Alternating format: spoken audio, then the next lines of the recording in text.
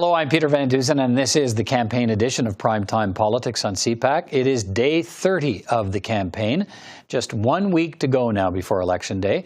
And so the sprint to the finish line begins with party leaders trying to rally supporters and trying to hit the ridings where they need to hang on to seats or win new ones.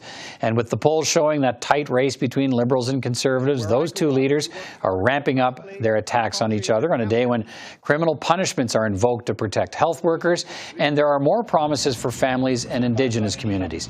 Coming up, party candidates on what's at stake in this last week of the election race, and journalists on the changing tone of the campaign and what they'll be watching for as the final week of the contest plays out. But first, let's look at the day on the campaign trail. Conservative leader Erin O'Toole began the final week of campaigning in a suburban Ottawa riding held by the Liberals, but where the Conservatives believe they can win. O'Toole promised a Conservative government would allow Canadians on parental or maternity leave to earn as much as $1,000 a month before they face clawbacks from their employment insurance benefits. O'Toole also promises to expand the Canada Child Benefit to allow expectant parents to collect the benefit starting at the 7th month of pregnancy, rather than at childbirth, to help with the costs of car seats and cribs, and to provide more generous benefits for adoptive parents. We have a cost of living crisis in Canada right now. We're going to be helping families. We're going to be helping seniors. We're going to be helping Canadians get ahead. The alternative is more debt, higher taxes, and more division with Mr. Trudeau. The Conservative leader in this final week of campaigning responded to increasing attacks from the Liberals by going personal and negative himself, telling voters not to reward a privileged and selfish leader who no longer deserves his respect. What would the Sunny Ways Justin think of the Prime Minister we see today? The one who is clinging to power by dividing the country, fostering fear and division, sowing myth-truths and misinformation wherever he goes. The NDP leader began the final week of the campaign in Northern Ontario in a riding held by the Conservatives.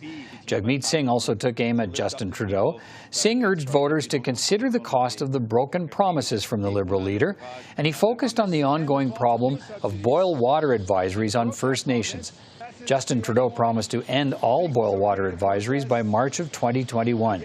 And while significant progress has been made, there are still 51 long-term boil water advisories in effect in First Nations communities. Jagmeet Singh promised he'll get the job done. It's because it wasn't a priority for him. It's because he didn't make this something that was top of mind every single day. And I don't know why he didn't care enough to do it. But when I look at the kids that I met that we're going to meet shortly, when you look at their eyes and you meet the community members and you look at them and say, how is it possible that this is our country? You just wouldn't accept that. I don't accept it. And Singh was pressed about the possible election outcome with Liberals and Conservatives neck and neck in the polls. Singh was asked if he's willing to prop up Justin Trudeau if the Liberals lose the seat count, but try to hold on to power in a minority parliament. So for people, what I want them to know is if they make their decision, I want them to make their decision based on what I'm going to fight for. If you want to see investments in healthcare, if you want to see a universal pharmacare, that's something that appeals to you, vote NDP.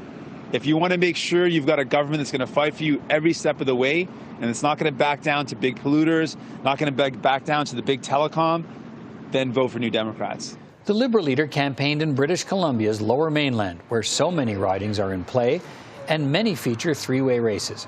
On a day when more anti-vaccine protests were held across Canada, Justin Trudeau promised a re-elected Liberal government will make it a criminal offence to obstruct access to any building providing health services, including hospitals, vaccine clinics, testing centres, pharmacies, and abortion clinics. He'd make it a criminal offence to intimidate or threaten any healthcare professionals on duty and protect any business that requires proof of vaccination from legal challenges. It is not okay that across the country, hospitals are having to put up barricades today to manage the mobs coming their way. It's not okay any day to know that a nurse going into a late shift, crossing a parking lot, might be afraid that there could be someone there to spit on her or shout obscenities at her. That's not okay, and Canadians want to stand up for our healthcare practitioners. Trudeau then renewed his attacks on Conservative leader Erin O'Toole over vaccinations, gun control, abortion rights and climate change. Trudeau insists that his attacks are not personal, but based on O'Toole's policy choices. I'm not impugning his character. I'm not saying he doesn't love his kids. I'm saying he's wrong about how to ensure jobs and prosperity and a protected country for people in the future. But that's what Canadians get to choose. I'm going to let him and his proxies in the anti-vaxxer movement, in the gun lobby, in the anti-choice crowd, continue to attack me. Fine. I'm going to continue to stay focused on Canadians. Bloc Québécois leader Yves-François Blanchet campaigned in Gaspé. He's accusing the Liberal minister who represents the riding of interfering in the judicial nomination process. Blanchet, too, was asked about where his support would go if voters elect another minority parliament. Blanchet made it clear the Bloc would not form a coalition with any party, but insisted the party that wins the most seats must be given the first opportunity to form a government. And Green Party leader Annamie Paul made a rare trip outside Toronto. She campaigned with candidates in Prince Edward Island. And that's the kind of day it's been. Day 30 of the campaign, 1 week to go before voting day. So more political attacks over vaccine policies today and a decidedly nastier tone on the campaign trail. Let's bring in three candidates as the campaign now enters its final stage. Kamal Khera is the Liberal candidate for re-election in the riding of Brampton West in Ontario. Todd Doherty is the Conservative candidate for re-election in the BC riding of Caribou Prince George. And Rachel Blaney is the NDP candidate for re-election in the British Columbia riding of North Island Powell River. Good to see you all. Mr. Doherty, if I can, let me start with you. Your leader, Aaron O'Toole, today went sort of full negative and personal on Justin Trudeau today, calling him privileged and entitled, no longer worthy of respect. What happened to the positive campaign tone that Aaron O'Toole had been striking until today? Well, look, Peter, what we've seen from day one in this campaign is that Prime Minister Trudeau, or Justin Trudeau, has launched American-style politics. He's been divisive. He has divided Canadians further and further. And enough's enough. And I'm glad to see that our leader is saying enough's enough and telling Canadians exactly what they've been seeing from day one with this Prime Minister. Canadians are further and further divided, and it's time for real leadership to bring Canadians together. How does this divide them less? Well, I think it sets very clearly what our Prime Minister has been doing from day one. He is back on his heels, and he has launched personal attacks against our leader from day one. And, again, I think Canadians are seeing for the first time really what our Prime Minister and Prime Minister Trudeau has been doing right from day one. All right, Ms. Khera, what's your response to those personal attacks from Aaron O'Toole today on Justin Trudeau? And to be fair, the Liberals have also stepped up the attacks to scare people off Aaron O'Toole, saying he's linked to the anti-vaxxers, linked to the gun control, the anti-gun control movement, that he's beholden to them, the anti-abortionists. He implied today that if Canadians elect Conservatives, the pandemic will continue. What's the difference between those attacks and Mr. O'Toole's attacks?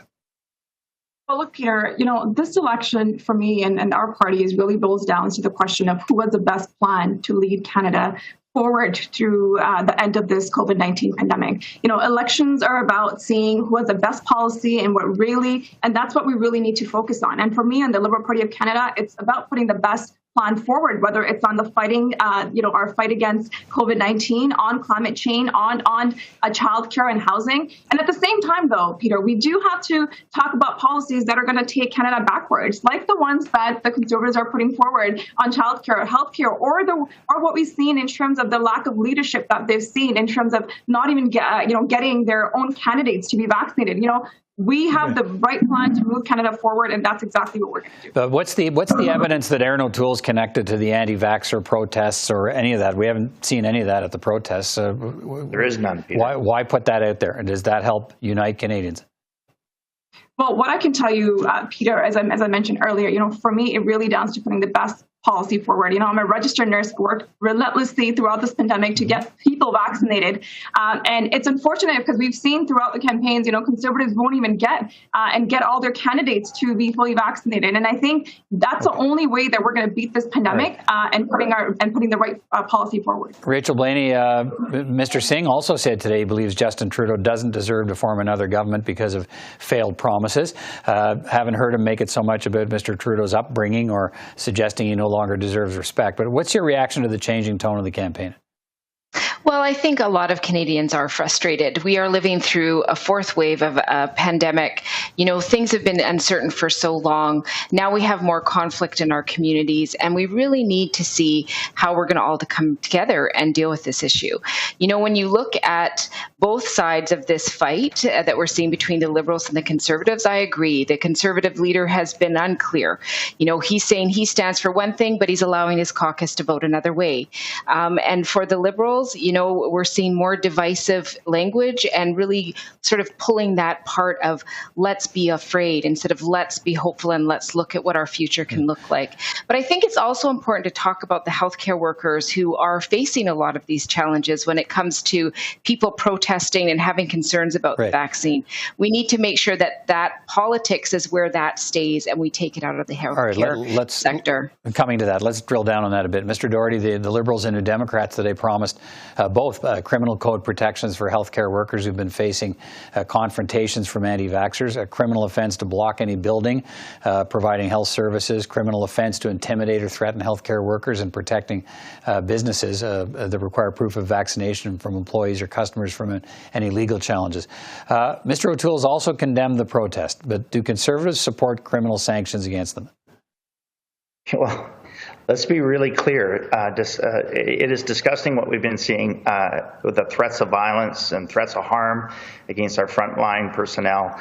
You know, our nurses, our doctors, our first responders. You know, back in January of last year, I tabled a bill, C-211, to deal exactly with this, to make sure that, you know, whether it is violence against a nurse or violence against a first responder, that at sentencing, that's an aggravating factor. And that the perpetrator is sentenced to the full extent of the law. You know, if Justin Trudeau really felt so strongly about this, he could have helped us and moved that bill along back in January of last year to make sure that our nurses and our frontline officers, our first responders, finally get the help that they need. Violence is not part of their job description. Right. So you move that bill. So your party, you believe, supports any kind of criminal sanctions. If you form government, you will introduce those sanctions to protect healthcare workers. We will do whatever we can to make sure that our frontline personnel are safe and that violence is not part of their job description, that they can do their job and know that they'll have the full support of our government. Kamal Khera, why do you think these protests are happening? Well, Peter, let me first just start off by taking an opportunity just to first thank our frontline workers, whether it is nurses, doctors, PSWs, who faced a challenge of a lifetime, and they rose to it. You know, for the last 18 months, they worked relentlessly, day in and day out, to keep Canadians safe and healthy. They made countless sacrifices, including, you know, staying apart from their loved ones so they can, work on the front lines, putting their lives at risk to keep us safe. They deserve our gratitude, our praise, not these protests. And intimidating demonstrations that we're seeing at hospitals and other healthcare service buildings are deeply concerning and completely unacceptable. That's why we're going to take concrete action to ensure Canadians can get health services that they need and healthcare workers can do their job free of obstruction, intimidation, and threats. And that's why we're going to make it a criminal offense to obstruct access to any of these buildings and protect our healthcare workers by making it a criminal offense to intimidate or threaten any healthcare professionals. All right. They've had our back throughout this pandemic. We're going to have theirs. Rachel Blaney, the Democrats want, as I touched on, you want a similar criminal code protections for healthcare workers, and so I guess the NDP's not been in government, but there was the opportunity for Liberals, I guess, to introduce this bill when they were in government because the pandemic's been with us for a while. Now, I suppose we haven't seen this level of protest till lately, but why do you believe these measures are needed, and should they have come sooner?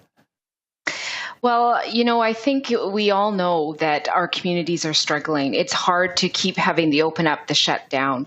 And I understand that people are frustrated. But what we're seeing right now is an attack on people that are working those front lines, that have stood the line while we're all living our lives. And so I think we absolutely have to have consequences. These are political decisions. They do not belong in a healthcare field. And I think about how many people in that whole sector have been spat on down as they're walking to and from work. We look at how many healthcare professionals are walking off the job because they're absolutely exhausted after months and months and months of overtime work, trying to save lives. And now, they're walking into their places of work being tormented. And I think we have to really draw the line here and say, look, these are political decisions. If you're going to protest, protest in the appropriate spot, not when you're putting lives at risk. All right. In a little bit of time we have left here, Mr. Doherty, what, in the final days remaining, what do you want viewers to consider as the ballot box question? What do you think should motivate their vote when it comes time, if they haven't already done it in the advance polls, to put a check mark on a ballot? Well, I think that Canadians have seen from day one that Conservatives have a plan. We have a plan to secure the future, create jobs, secure our mental health and well-being of Canadians, make sure that regardless of who you are and where you are within our country, that your government will look after you, that you will listen to you, and that we have a plan for your future, a plan to secure your future. Okay.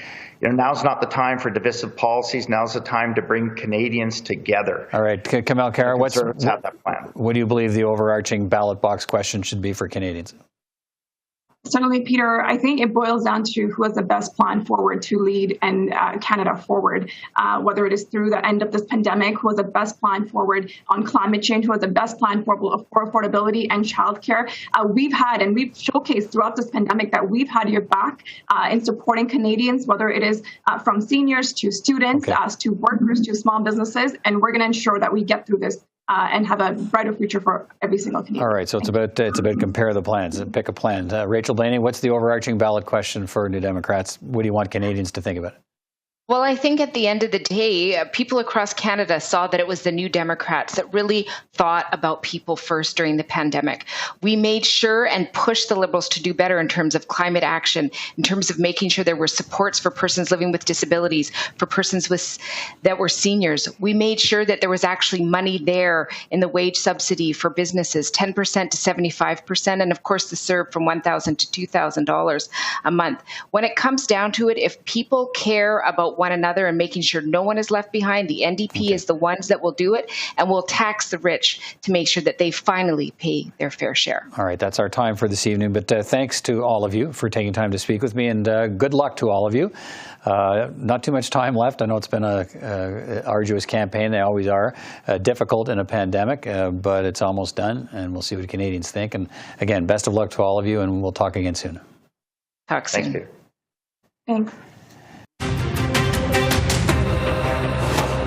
Well, as we enter the final week of the campaign, let's get the perspective from three colleagues in the National Press Gallery around what to watch for and what we're seeing in the final week of the race. Heather Scoffield is the Ottawa bureau chief for the Toronto Star and columnist with that news outlet as well. Bob Fife's the parliamentary bureau chief for the Globe and Mail, and Mia Rabson is a parliamentary reporter for the Canadian Press. Good to see you all.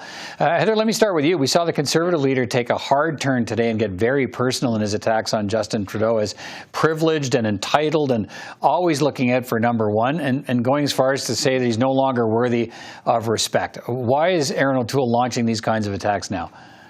I think we're at that point in the campaign where everybody's pivoting towards, we're done with all the policy. They put most of it out there. And I think right now they're really trying very hard to define each other's character. So we're into the final days of that. I think the Conservatives are feeling that perhaps they were enjoying some momentum in the polls a couple of weeks ago. There are some signs that maybe it might be a bit soft. And so I think they're trying to buckle down and harden that up as much as they can. And so it doesn't surprise me at all, really, that we're hearing some personal attacks coming from Erin O'Toole directed towards Justin Trudeau. And Trudeau, he's got to harden up his vote too, right? It's just so close that it's not a surprise to me that it's getting personal at this point. What are your thoughts on this, Bob? Because it occurs to me in watching all of this that, this is from the, Liberal 101 playbook, is demonize the opponent in the last week of the campaign. It looks like Erin O'Toole is trying to flip that on its head, tired of being pincushion in every campaign. Is there a difference between what Erin O'Toole is saying and what Justin Trudeau is saying today? Well, I'm not getting personal. I'm just attacking policies. Well, I mean, he was getting personal. basically saying, oh, of course I'm not getting personal, but he's with anti-vaxxers, he's with the gun folks. He was being very critical and personal with the Conservative leader as well. But I think one of the reasons why the Conservatives are going more personal is that the Liberals have been very effective over the last week with attack ads, particularly on the vaccinations, but also on guns. And I think we're initially beginning to see that in the 905 area, the Liberals are now creeping back up so that they may have less worries about split votes in those ridings and the Conservatives winning it. And one of the factors in this election campaign has been Trudeau's dragged down the Liberal Party in this election campaign. And I think one of the reasons why they're going to go negative on Trudeau is try to see if that can help them in the Conservatives in the final stretch of this election campaign. All right, Mia, what are your thoughts on what we're seeing in these final days of the campaign? I think we're seeing what the parties are believing is sort of what this election is about and what people are already feeling. The Liberals think that Erin O'Toole is a little bit weak or vulnerable on vaccinations, on coming out of this pandemic. So they're going hard on him on those things. The Conservatives see that Justin Trudeau, his ethics and his leadership are the big questions for people about the Liberal Party. So that is where they are going hard. They're really trying to solidify these maybe things that people are, maybe I'm kind of thinking that. They are trying to jam it home. And as people are now going to the ballot box, we also know that we had advanced polls over the weekend, mail-in ballots. People are already voting, and more people are expected to vote before Election Day than ever before. So they need to do this now as people are actually making those choices. Heather, the Liberal leader today promised a re-elected Liberal government would bring in criminal protections for health workers who've been facing confrontations from anti-vaxxers, a criminal offense to block any building providing health services, criminal offense to intimidate or threaten healthcare workers, and a promise of protections for businesses that require proof of vaccination from employees or customers, and that might end up facing legal challenges. Interesting. I mean, he's been on vaccinations the whole campaign, but he's really sort of doubled down on the last couple of days, as if the Liberals now have very clear indication they see this as a point of demarcation with the Conservatives. It might even make the difference in the campaign. How do you see it? It's interesting, too, that Jagmeet Singh had some similar proposals today as well. And I think what it tells us is, that whole discourse that we heard at the beginning of the campaign or that we've heard over the past few months from the Liberals about Build Back Better and those long-term plans, perhaps is not resonating as much as voters' concerns about the here and now, but just get us out of this thing. And that the leader who has the best plan to just, deal with the pandemic and get rid of it and deal with the animosity that we see right in front of our faces right now will be the one to carry the day. So that's, I think, why Justin Trudeau is really doubling down on the more immediate plans. I mean, yes, they have they all have plans about housing and climate change and the economy and so forth, but the emphasis is very much on the here and now. Right.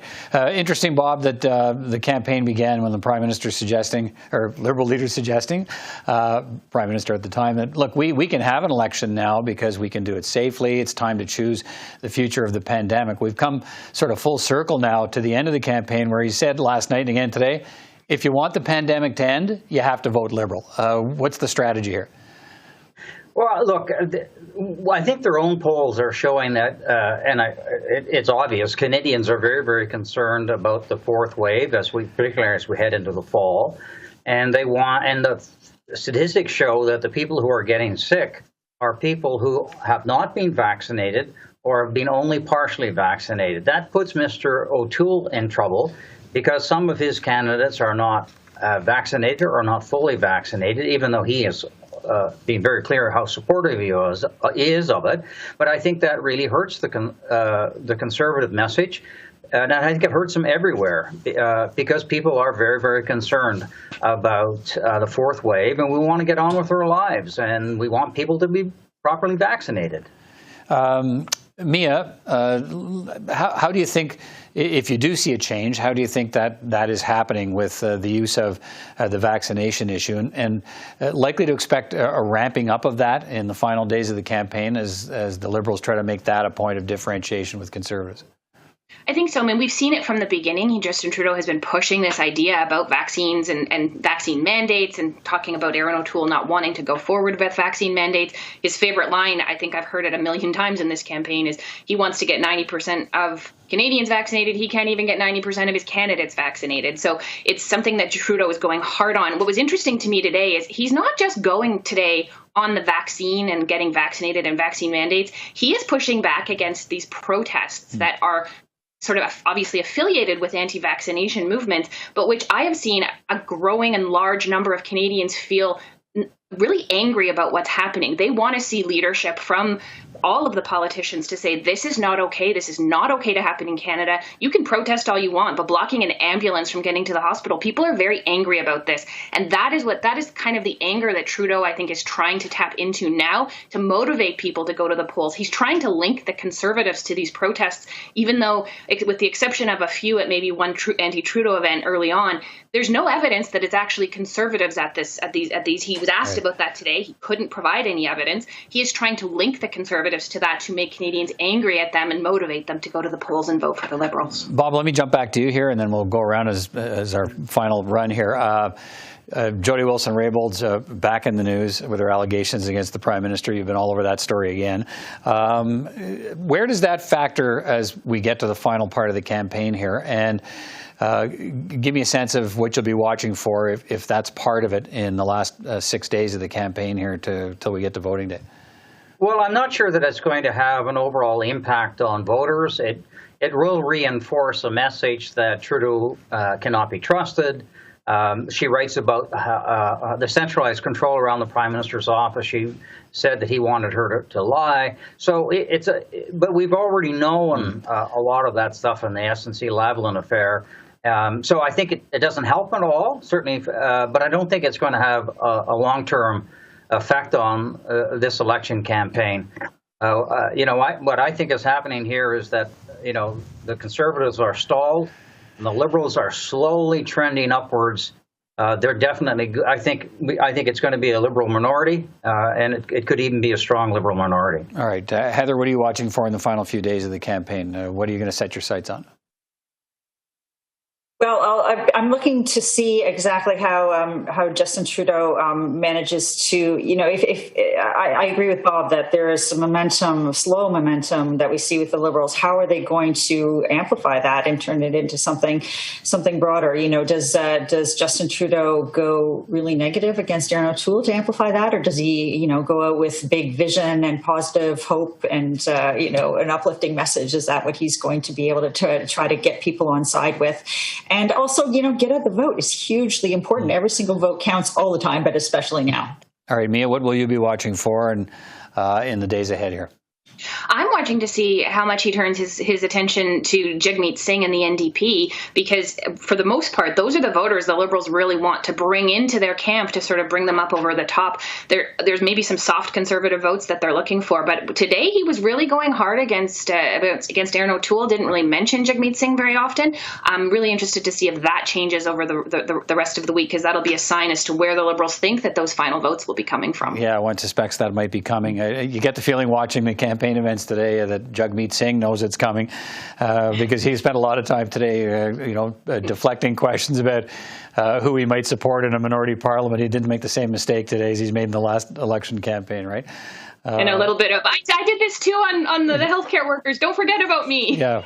All right. Thank you all for your time today. Lots to consider in the days ahead. Appreciate it. Take care. Thank you. Thank you. Thanks. And that is all the time we have for this campaign edition of Primetime Politics. I'm Peter Van Dusen, and from all of us here at CPAC, thanks so much for watching, and we'll see you next time.